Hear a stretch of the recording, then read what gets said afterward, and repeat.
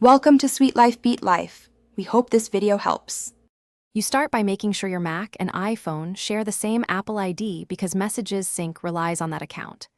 Once done, update both devices to the latest OS so compatibility won't block syncing. Now, enable Wi-Fi and Bluetooth and keep devices on a charger for stability.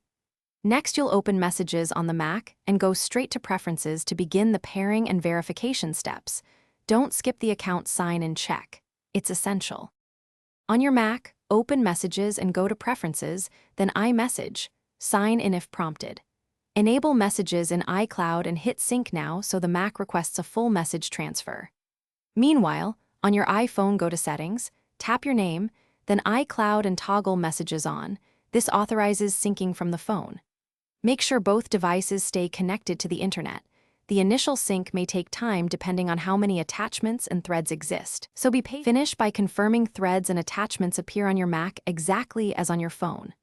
If things are missing, sign out of iMessage on both devices and sign back in to force a refresh. Then restart each device and try syncing again. If you hit verification problems, make sure two-factor authentication codes are accepted and that text message forwarding or SMS relay is enabled on the iPhone. Finally, if large attachments stall the process, temporarily disable and re-enable messages.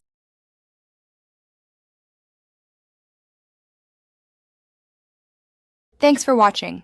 Consider subscribing if we helped you.